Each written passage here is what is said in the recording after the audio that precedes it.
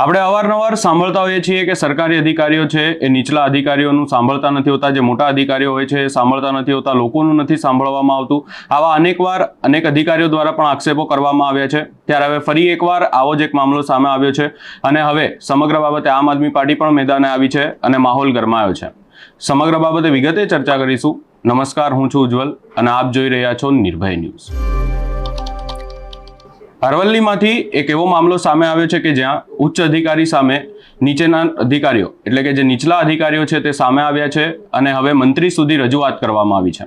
વાત એવી છે કે અરવલ્લી સંકલિત બાળ વિકાસ યોજના શાખાના ચેરમેને સામે પ્રોગ્રામ ઓફિસરે ગંભીર આરોપો લગાવ્યા છે અને ચેરમેન વીણાબેન ખરાડિયા એ 3 મહિને યોજાતી સભા નથી યોજતા અને તેમના દ્વારા અનેક જે યોજનાઓ છે તેની અંદર ગંભીર પ્રકારે આક્ષેપો કરવામાં આવ્યા છે કે જે કૌભાંડ આચરવામાં આવ્યું છે અને કોઈ પણ પ્રકારે નીચલા અધિકારીઓનું નથી સાંભળવામાં આવતું, કોઈ પણ અધિકારીની સલાહ નથી લેવામાં આવતી, એવી અનેક ગંભીર આક્ષેપો કરવામાં આવ્યા છે અને હવે માહોલ ગરમાયો છે અને સમગ્ર બાબતે આમ આદમી પાર્ટી પણ સામે આવી છે. સૌપ્રથમ આક્ષેપ કોણે લગાવ્યા અને ત્યારબાદ આમ આદમી પાર્ટીએ શું કહ્યું, સૌપ્રથમ એ સાંભળીએ. સદસ્ય વીણાબેન ખરાડી, મહિલા બાળ વિકાસ ચેરમેન, અરવલ્લી. આજે છેલ્લા 30/12/24 અમારી સામાન્ય સભ્યની મિટિંગ, સામાન્ય સમિતિ, મહિલા બાળ વિકાસ સમિતિની મિટિંગ લીધી હતી. એ પછી અમારી કોઈ મિટિંગ આજ સુધી લેવામાં નથી આવી. જનરલી દરેક 3 મહિને દરેક સમિતિની મિટિંગ લેવામાં આવતી હોય છે. મારા પ્રોગ્રામ ઓફિસર મને ICDS વિભાગની કોઈ પણ જાતની માહિતી આપતા નથી. કોઈ પણ જાતની કોઈ માહિતી મને ખબર જ નથી, હું જાણતી જ નથી. વારંવાર પૂછીએ, ફોન કરીએ અથવા બોલાવીએ તો મને મળતા નથી. અને પબ્લિકના ચૂંટાયેલા માણસો છીએ, પબ્લિકના પ્રશ્નોનો ઘણો બધો નિકાલ કરવા માટે એ લોકો જાણકારી લેતા હોય છે, પણ મારા પ્રોગ્રામ ઓફિસર મને કોઈ માહિતી આપતા જ નથી, તો હું કઈ રીતે માહિતી આપું? અને મેં વારંવાર નિવેદન કર્યું છે. આગલી સામાન્ય સભામાં બી મેં કીધું હતું કે પ્રોગ્રામ ઓફિસર ભ્રષ્ટાચારી છે, ભ્રષ્ટાચાર એટલો બધો ચાલી રહ્યો છે, એની મેં વારંવાર રજૂઆત કરેલી છે. તાલુકા પ્રમુખશ્રી, ડીડીઓશ્રી, આપણા મંત્રી શ્રી ભીખુસિંહ પરમાર સાહેબ, ગાંધીનગર, બધે પણ આ વાતની કોઈએ ધ્યાન લીધું જ નથી.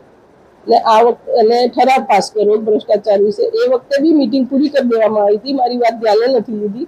આજે મેં એ જ બાબતે રજૂઆત કરી તો મારી વાત ધ્યાનમાં ના લેતા મિટિંગ પૂરી કરી દીધી અને હવે તમારી મિટિંગ સમિતિને લેવાઈ જશે એટલો પ્રશ્ન મને એવું કહેવામાં આવ્યું છે.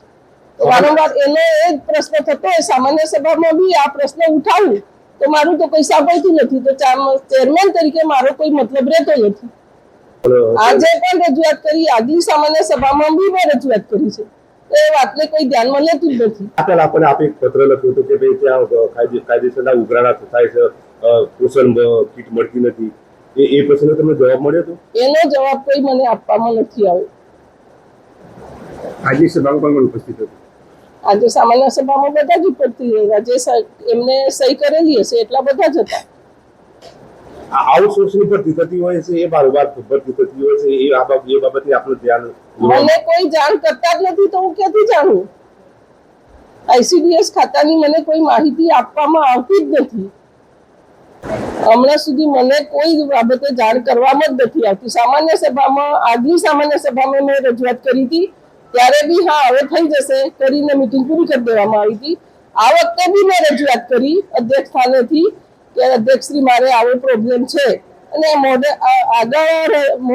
મોઢેથી મૌખિક રીતે તો હું ઘણીવાર ડીડીઓશ્રીને, પ્રમુખશ્રીને જણાવતી જોઉં છું. આજે સામાન્ય સભામાં બી ફરી બીજી વાર મેં કીધું ત્યારે બી મિટિંગ પૂરી કરી દેવામાં આવી. હા હવે મિટિંગ થઈ જશે તમારી. એનો તો શું મતલબ કે મિટિંગ પૂરી થઈ જાય? મિટિંગ થઈ જશે. બીજી સમિતિઓના જે તે મિટિંગ હોય દર 3 મહિને ઓફિસર અને ચેરમેન સંકલનમાં રહીને મિટિંગ કરતા હોય છે. મારે એવું કોઈ સંકલન થતું નથી. સરકાર કરોડો રૂપિયાની ગ્રાન્ટ બાળકોને કુપોષણથી બચાવવા માટે કરતો હોય છે, એનો લાભ મળતો હોય છે કે નહીં મળતો બાળકોને? એ જોવા જઈએ તો જે સવારનો નાસ્તો અને બપોરે જમવાનું હોય છે, તો ખરેખર સવારમાં નાસ્તો અને બપોરે જમવાનું સોમવારે અને ગુરુવારે ફળ ફ્રૂટ કહે છે, એ બી ખાસ અપાતું નથી. જમવાનું, નાસ્તો કહો કે જમવાનું કહો, આ દરેક આંગણવાડીમાં એક જ વાર આપવામાં આવતું હોય છે. સામાન્ય સભામાં આવું જ થતું હોય તો મારે ચેરમેન તરીકે રહેવાની કોઈ જરૂરિયાત નથી અને ચેરમેન પદેથી રાજીનામું આપું. કાં તો એનો ICDS અધિકારીનો ભ્રષ્ટાચાર અધિકારી તરીકે એનો ઠરાવ કરીને એની બદલી કરો અને એની યોગ્ય તપાસ થવી જ જોઈએ. જ્યારથી હું ચેરમેન તરીકે નિમાવું છું ત્યારથી એની તપાસ થવી જોઈએ અને એની તપાસની માગણી હું કરી રહી છું. કેવી તપાસ થવી જોઈએ? દરેક જે નાસ્તા છે, પછી જે બજેટ આવતું હોય, પછી જે કર્મચારી લેવાતા આઉટસોર્સના છે, એ દરેક બાબતની તપાસ થવી જોઈએ. અને જે પેલા એ હમણાં સરકારી રીતે થાય છે એ બી કંઈ પારદર્શક હોતું નથી. ઘણું બધું એમાં બી કોમ્પ્યુટરમાં ચેરચાર કરવામાં આવીને સુધારા વધારા કરતા હોય છે. તો જાણતી જ નથી, મને કશું કહેવામાં જ નથી આવ્યું. આવડી મોટી ભરતી તો ના, હું નથી જાણતી એ બાબતે, હું કશું જાણતી જ નથી. તો ચેરમેનનું મારે કયો મતલબ છે કે ભાઈ અરવલ્લી જિલ્લા પંચાયત તો વહીવટ સંપૂર્ણપણે ખાડે ગયેલું છે. વાત જિલ્લા પંચાયતની છે એટલે મારે તમને કહેવું છે કે જિલ્લા પંચાયતમાં ચૂંટાયેલા પ્રતિનિધિ અને ક્યાંક ને ક્યાંક લીડરશીપના જિલ્લા સદસ્ય કે જેઓ મહિલા અને બાળ વિકાસ સંકલિત વિભાગના ચેરમેન તરીકે પોતાનું પદ શોભાવી રહ્યા છે, પોતે એસટી સમાજમાંથી બિલોંગ કરે છે અને એમની વેદના છે અમારા સુધી એ આવે છે કે અમારો અવાજ સંપૂર્ણપણે દબાવવામાં આવે છે. એ પ્રોગ્રામ ઓફિસરને કહેવા માંગુ છું, જિલ્લા વિકાસ અધિકારી શ્રીને પણ અમે ટેલિફોનિક વાત કરી છે, માનનીય કલેક્ટર શ્રીને પણ જયદીપસિંહે વાત કરી છે. આમ આદમી પાર્ટીના એડે માત્ર ભ્રષ્ટાચારમાં તરબોળ છે.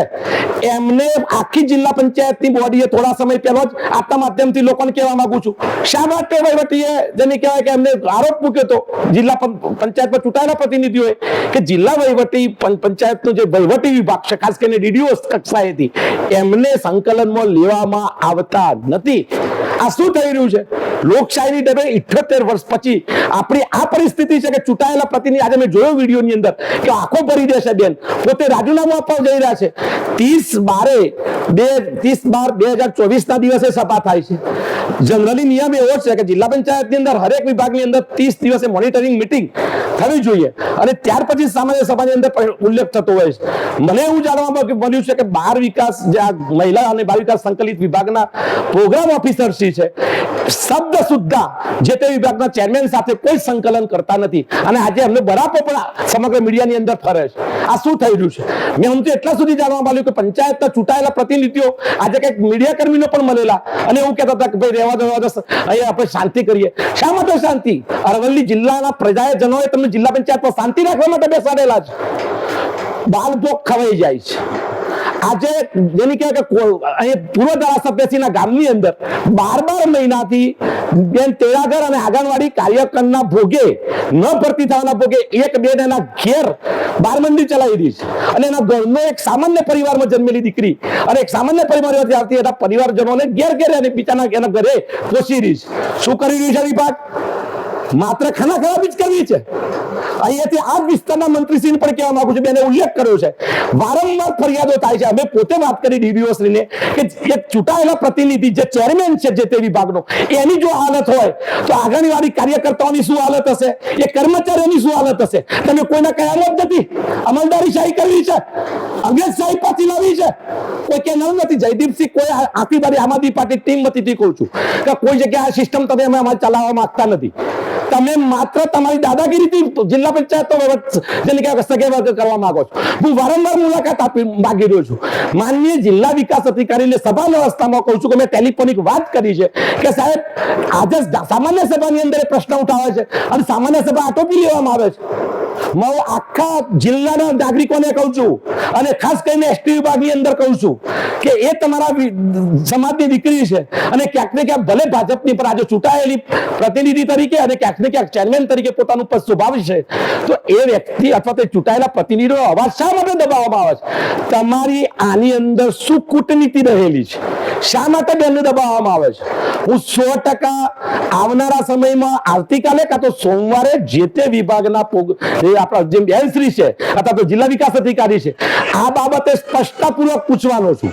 બાકી અમે તો સ્પષ્ટ શબ્દોમાં કહ્યું છે કે કહેવાતી સંવેદનશીલ સરકારે ના અમલદારોએ સંવેદનશીલતા મારીએ ચરાઈ દીધી છે. લોકો ભોગ બને છે. આઉટસોર્સિંગ કર્મચારી હોય, મહિલા કર્મચારીઓ હોય, તમામ કર્મચારીઓ દુઃખી છે, આખો ચિઠ્ઠો ભેગા થયા છે, કોઈક તકલીફ પડી, આજે હદ થઈ ગઈ છે. એવા બોર્ડ તમારા આ પત્રકાર મિત્રો દ્વારા કેવું છે કે ભાજપના મંત્રીશ્રી મને કહે છે કે બાપુ મારા ગામની અંદર મનરેગાનું કામ થયું છે, બોર્ડ કોરું રાખ્યું છે, ચોકથી લખાણ થાય છે, પૈસા પડી જાય છે, બીજા દિવસે ચોકનું લખાણ ગાયબ થઈ જાય. શું કરો છો? તમને શરમ નથી આવતી?